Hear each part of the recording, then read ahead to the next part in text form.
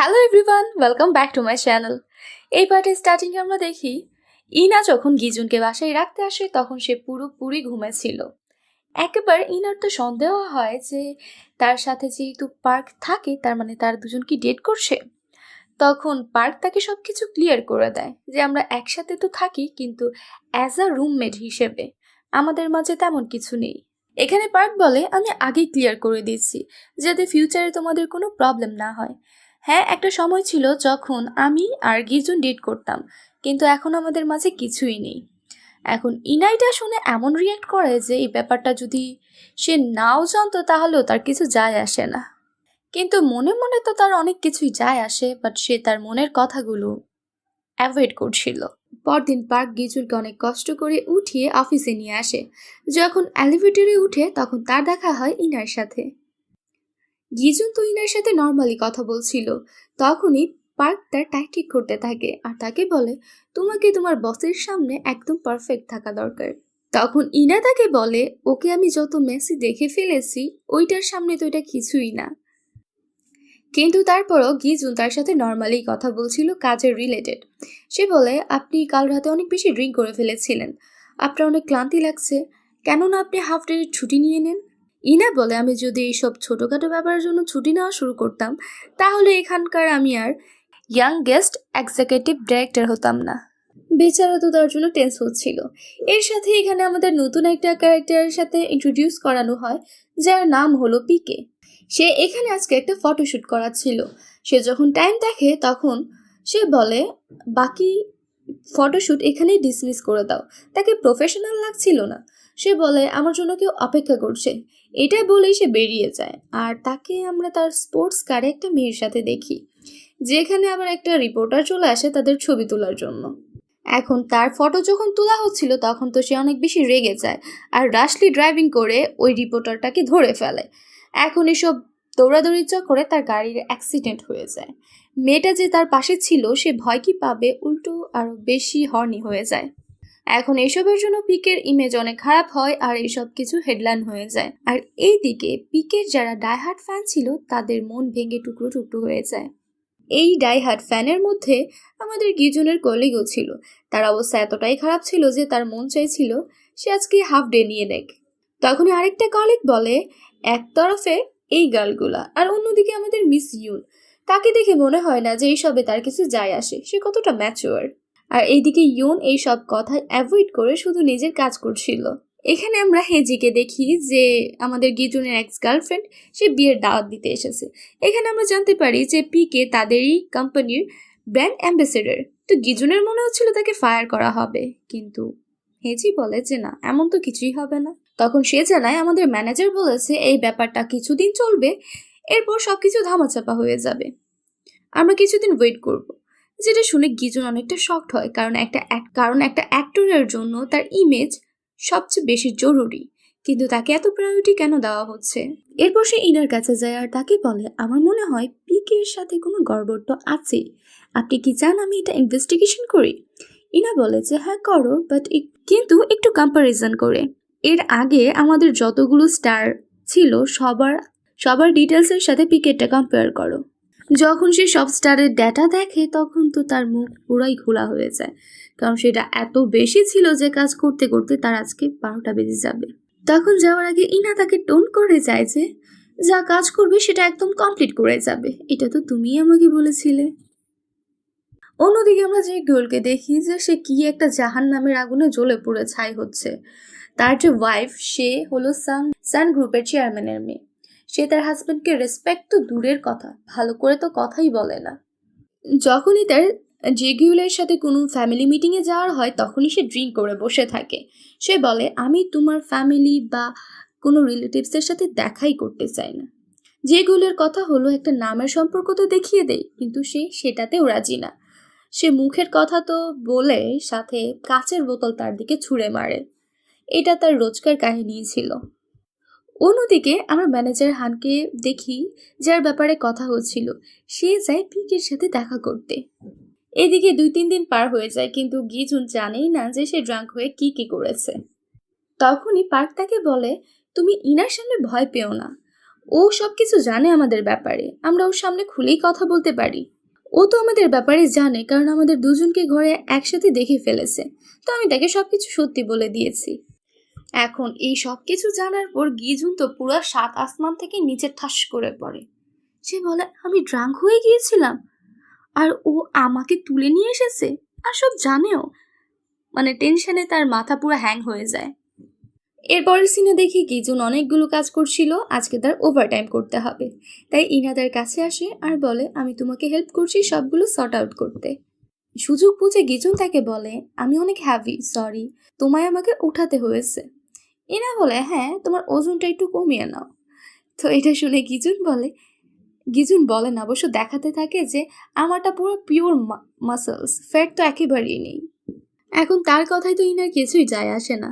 গিজুন ক্লিয়ারও করতে চাইছিল যে তার সাথে পার্কের কিছুই নেই, সে তার ফ্যামিলি কন্ডিশনের জন্য এখানে এসেছে। যেটা শুনে ইনা বলে, তুমি তোমার পার্সোনাল ম্যাটার আমাকে বলো না, এসবে আমার কিছু যায় আসে না।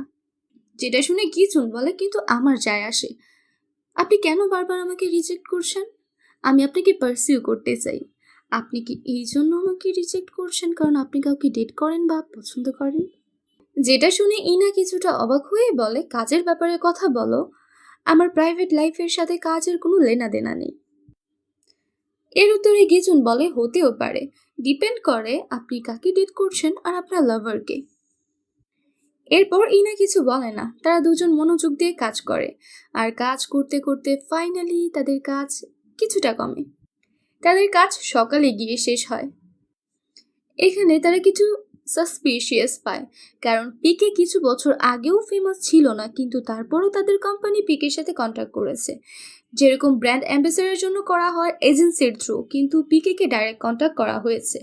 আবার যে রুলসগুলো বাকিদের জন্য স্ট্রিক্ট ছিল, সেগুলো আবার পিকের জন্য একেবারেই স্ট্রিক্ট না, সে যা চায় তাই করতে পারে। তাদের কোম্পানিটা ছিল অনেক বড়, কিন্তু তারা এমন স্টারের পিছে কেন পড়ে আছে যার ক্যারেক্টারই ঠিক নেই। এখানে তারা এটাও জানতে পারে যে পিকে কিছু বছর আগে জাপান গিয়েছিল, আর সেখানে তাদেরও একটা কোম্পানির ম্যানেজার গিয়েছে, যার নাম হলো মিস হান। এখন তাদের এই ব্যাপারটা ইনভেস্টিগেট করতে হবে। সারা রাত কম্পিউটার দেখার কারণে ইনার চোখ লাল হয়ে গেছে, যেটা সে গিজুনকে দেখাচ্ছিল। তখনই তাদের দুজনের কিসের কথা মনে পড়ে, তাই ইনা সেখান থেকে উঠে চলে যায়। এরপরে সিনে দেখি তারা ইনভেস্টিগেট করছে, যেখানে মিস হান অনেক মিথ্যা বলার ট্রাই করে যে হ্যাঁ, আমি কোইন্সিডেন্টলি তো গিয়েছিলাম, কিন্তু একা না, বাচ্চা, হাজবেন্ড, আমার 3টা বাচ্চা আছে, তারা একসাথে গিয়েছিল। কিন্তু মিথ্যে বলে তো লাভ নেই, ইনা সব কিছু চেক করেই এসেছে। তো এরপর সে আর মানা করে না, সে সত্যি সত্যি বলে দেয় যে হ্যাঁ, আমি পিকে ডেট করছি আর আমরা দুজন লাভার। কিন্তু এই ব্যাপারটা তাদের দুজনের গলা দিয়ে নামছিল না, কারণ এত বড় হ্যান্ডসাম স্টার, সে একটা ম্যারিড আর 3 বাচ্চার মাকে ডেট করছে। How is it possible? এরপর ছুটির পর যখন সে তার হাজবেন্ডের সাথে শপিং করতে যায়, তখন তারাও তাকে ফলো করে কাপল হয়ে, যেখানে তাকে তার ফ্যামিলি বাচ্চাদের সাথে অনেক হ্যাপি দেখাচ্ছিল। ইন শর্ট, সে তার ফ্যামিলির সাথে অনেক হ্যাপি। তার হাজবেন্ডও জানতো না যে সে তার পিঠ পিছে তাকে ধোকা দিচ্ছে। এখন তাদের সন্দেহের ব্যাপারটা হলো, এত টাইম এত কিছু সে কি করে ম্যানেজ করে, তাদের জিনিসটা বিশ্বাস হচ্ছিল না। অন্যদিকে আমরা মিস ইয়নকে দেখি, যার কখনোই রাগ হতো না, সে একদম ঠান্ডা চিল একটা মানুষ ছিল। সে কোনো একটা ব্যাপার নিয়ে ডিস্টার্ব, আর তার কিছু জিনিসপত্র নিয়ে ডাস্টবিনে ফেলে দেয়। যখন রাস্তায় তার কিচেনটা পড়ে, তখন আমরা জানতে পারি অ্যাকচুয়ালি সে পিকের অনেক বড় ফ্যান। এখন তার বিশ্বাসই হচ্ছিল না, সে যাকে অ্যাডমায়ার করে, তাকে আইডল মানে, সে এত খারাপ একটা মানুষ। তাই সে সোজা ইনা আর গিজুনের কাছে যায় আর তাকে বলে, পিকে এই পর্যন্ত যেই মেয়েদেরকে ডেট করেছে আমি সবাইকে চিনি, তাদের নামও বলতে পারবো, যদিও এটা সিক্রেট। আমি একটা সিক্রেট গ্রুপ চালাই যেটা শুধু পিকের ফ্যান্সরা জানে। সে এটাও বলে যে পিকের টেস্ট হলো সে রাউন্ড ফেস আর কিউট মেয়েদের পছন্দ করে, আর সে যেই টাইপের ফিচার পছন্দ করে সেটা মিস হানের মধ্যে একেবারেই নেই। এই জন্য এটা ইম্পসিবল যে মিস হান তার গার্লফ্রেন্ড। এরপর সে তাদেরকে একটা লোকের নাম বলে আর তার অ্যাড্রেস বলে তার সাথে দেখা করার জন্য। অ্যাকচুয়ালি ওই রাতে যে অ্যাক্সিডেন্টটা হয়েছিল, সেখানে ক্যামেরাম্যান তো ছবি তুলেছে, কিন্তু সেই ছবিগুলো কখনোই ভাইরাল হয়নি। এখন গিজুন ওই মেয়েটার ব্যাপারে জানার জন্য রিপোর্টারের কাছে চলে যায়। যে অ্যাকচুয়ালি রিপোর্টার তো না, বাট ফ্যান একজন। এখানে গাইস আমার ছোট্ট একটা প্রশ্ন, আপনারা কমেন্ট সেকশনে গেস করেন তো পিকের গার্লফ্রেন্ড কে হতে পারে। যখন গিজুন তাকে দেখে তখন কিছুটা শকড হয়ে যায়। সে ভেবেছিল সাধারণ কোনো মানুষ হবে, বাট তাকে বডি বিল্ডার আর সিরিয়াস টাইপের মনে হচ্ছিল। গিজুন ভয়ে ভয়ে পিছনে যাচ্ছিল।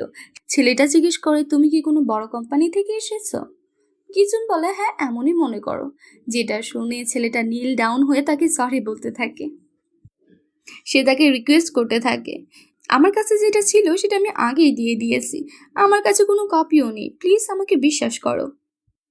অ্যাকচুয়ালি গিজুন আসার আগেও অন্য বড় কোম্পানি থেকে লোক এসে তার থেকে মেমোরি কার্ডটা নিয়ে গেছে, আর যাওয়ার সময় তাকে অনেক হুমকিও দিয়েছিল, মেক শিওরও করেছিল যে তার কাছে আর কোনো কপি নেই। এরপর ফাইনালি সিক্রেটটা রিভিল হয় যে পিকের গার্লফ্রেন্ড অন্য কেউ না, রিয়ং। আর এটা সেই রিয়ং যে হলো আমাদের জেগিয়নের ওয়াইফ। আর সে এই জন্যই তার হাজব্যান্ডের সাথে এত খারাপ বিহেভ করে, কারণ সে সাইডে পিকেকে সাথে রেখেছে। সে পিকেকে সাকসেস দেয়, পাওয়ার দেয়, আর তার নিজের কাছেও অনেক পাওয়ার ছিল। আর এখানে মিস হান তাদের এই সিক্রেটটা জানতো, আর তার হাজব্যান্ড তাদের গ্রুপেই কাজ করত। তারা তাকে ব্ল্যাকমেল করতো আর তাকে বাধ্য করেছে যে সে যেন তাদের কাভার হিসেবে কাজ করে। এরপরের সিনে আমরা দেখি যে মিস হান তার বাচ্চাদের সাথে খেলতে এসেছে একটা জায়গায়, মানে ছুটির দিন ছিল। তখনই সেখানে সারপ্রাইজ এন্ট্রি নেয় আমাদের ইনা। সে তো প্রথমে তার বাচ্চাদের সাথে অনেক খেলে।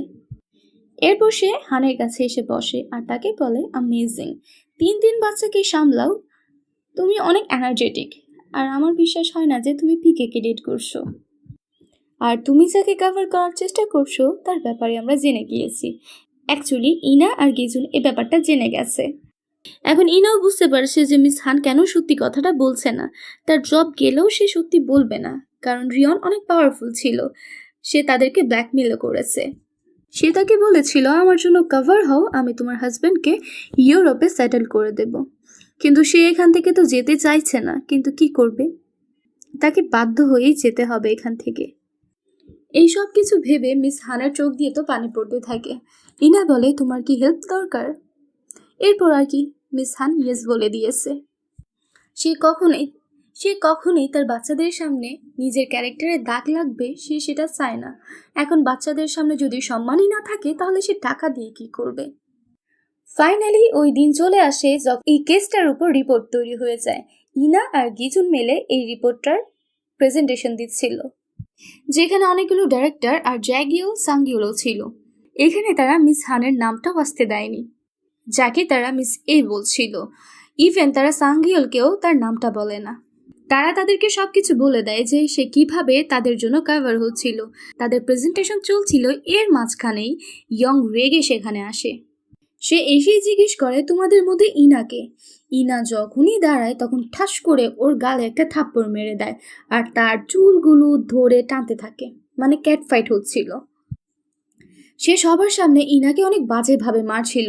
এর মাঝে জ্যাগুয়েল ওঠে আর তার ওয়াইফের হাত ধরে ফেলে। এখন তার হাত ধরতেই মিস ইয়াংয়ের সব রাগ চলে আসে জেগুয়েলের উপর। জেগুয়েল তাকে টানতে টানতে অফিসে নিয়ে আসে, যেখানে ইয়ং তার উপর অনেক চিল্লায়, তাকে অপমান করে। এখানকার রিসেপশনিস্ট কান পেতে তাদের কথা শোনার চেষ্টা করে, কিন্তু মিস পার্ক গানের সাউন্ড লাউড করে দেয়। জেগুয়েল বলে, আমি তোমার অ্যাফেয়ারের ব্যাপারে কখনোই বলিনি, কিন্তু এটা যদি আমার বিজনেসের উপরে আসে তাহলে অবশ্যই আমি আওয়াজ তুলব। মিস ইয়ান বলে, তোমার কি এমন আছে যে তুমি আমার বিরুদ্ধে কথা বলবে? আমি তোমাকে একদম পিষে রেখে দেব, আমি তোমাকে বরবাদ করে দেব। জেগিয়ল বলে, তুমি যেগুলো আমার সামনে বলছো সেগুলো তোমার ড্যাডের সামনে বলে দেখিও তো। এরপর সে বলে, তোমার কাছে শুধু একটাই রাস্তা আছে, চুপচাপ এখান থেকে বাইরে চলে যাও, না হলে নিজের যেই সম্মানটা আছে সেটাও হারিয়ে ফেলবে। আমি যতদিন না বলবো ততদিন দেশে আসবে না। ওইদিকে ইনার ফেসে একটা আঁচড় লেগে গেছে, আর আমাদের গিজুন তো ছিলই তার সেবা করার জন্য। ইনা আমাদের অনেক স্ট্রং লেডি ছিল, সে যদিও মার খেয়েছে কিন্তু তারপরও সে মজবুত হয়ে বসে থাকে। এর মাঝে গিজুন দেখে যে ইনার পায়ে অনেকগুলো আঁচড় লেগে আছে, আর এই সব ব্যথা লেগেছে মিস হানের ছেলেদের সাথে ফুটবল খেলতে গিয়ে। এখানে গিজুন বলে, তুমি একটা আর্ট মডেল, তো তোমার এইভাবে ব্যথা লাগাটা তো ঠিক না, নিজের খেয়াল রাখো। সে যখন বসে তার পায়ে মেডিসিন লাগাচ্ছিল তখন ইনার কাছে নিজেকে অনেক স্পেশাল ফিল হয়। ইনা তাকে বলে, তুমি আমাকে পার্সিউ করতে চাও তাই না? আমি তোমার ভালোবাসার উত্তর ভালোবাসায় দেই না, কারণ এটা বলতেই বাকি কলিগরা মাঝখানে চলে আসে। মানে যখনই ইম্পর্টেন্ট সিন হবে তখন কেউ না কেউকে আসতে হবেই। তো তাদেরকে দেখে ইনা তার ফেস যেখানে ব্যথা লেগে আছে তাদেরকে দেখাবে না বলে সেখান থেকে উঠে চলে যায়।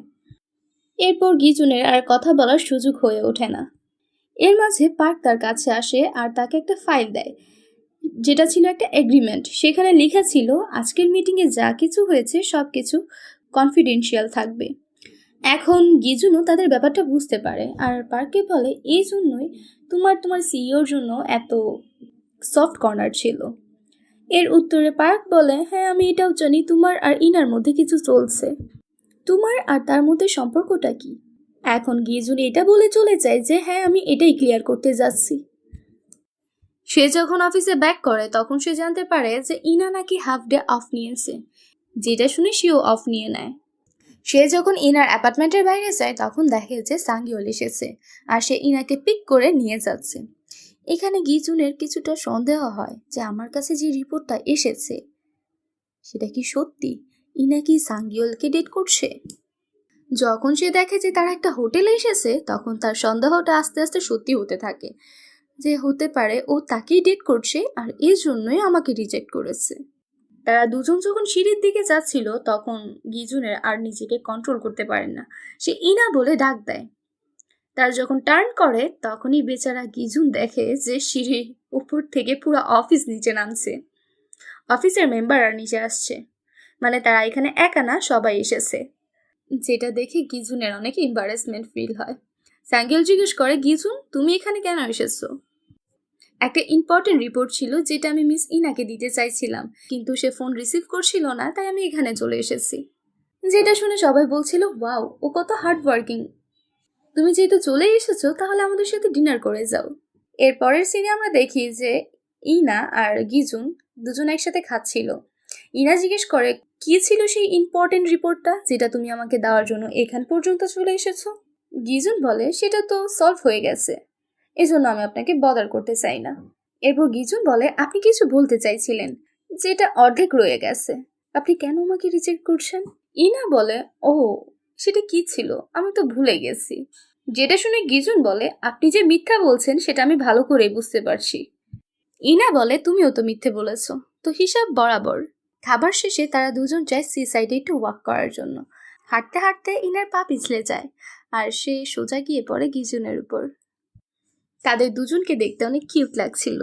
ইভেন গিজুন তো এটাও বলে বসে যে আমার মনে হচ্ছে যে আমরা দুজন একসাথে ডেট করতে এসেছি। যেটা শুনে ইনা অনেক লজ্জা পায় আর সেখান থেকে পালিয়ে যায়। এরপরে সিনে দেখি যে তারা দুজন মিলে একটা মেশিনের সামনে এসেছে, মানে টয় ক্যাচিং মেশিন। ইনা তাকে বলে, তোমার তো ডলস অনেক ভালো লাগে, দাঁড়াও আমি তোমাকে একটা ডল জিতে দিচ্ছি।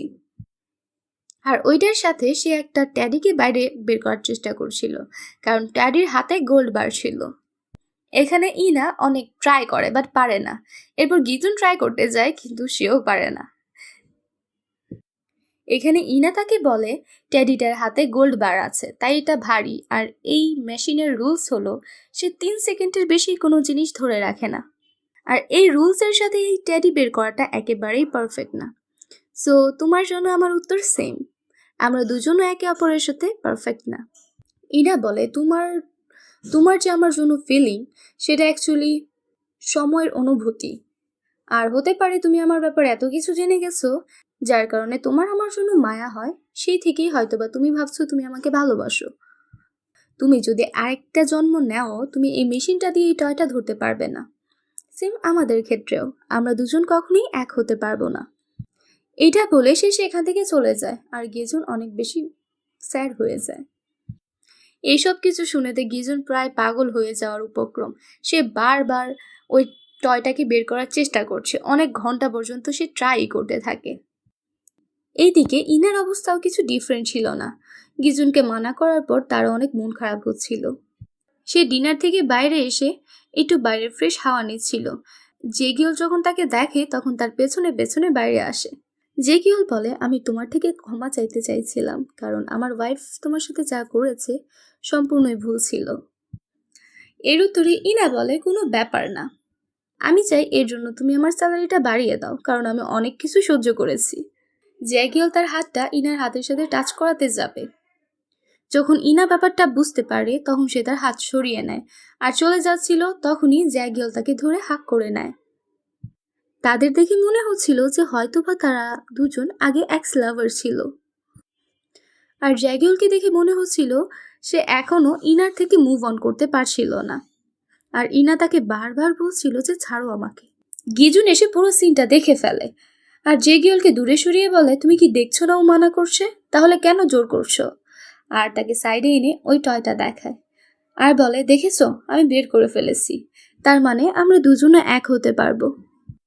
এখানে ইনা তার অ্যাকশন দেখে তো পুরাই অবাক, কারণ সে সিইওকে তার থেকে সাইডে সরিয়ে এসে ওই টয়টা তাকে দেখাচ্ছে, মানে তার চোখে যে আত্মবিশ্বাস আর তার জন্য ভালোবাসা ছিল সেটা পরিষ্কার দেখা যাচ্ছে যে সে ইনার জন্য সবকিছু করতে পারে। আর এইটার সাথেই আজকের পার্টটা শেষ হয়ে যায়। নেক্সট কি হবে সেটা দেখার জন্য স্টে কানেক্টেড। যদি ভিডিও ভালো লাগে তাহলে লাইক, কমেন্ট অ্যান্ড শেয়ার করবেন। Stay connected, bye bye.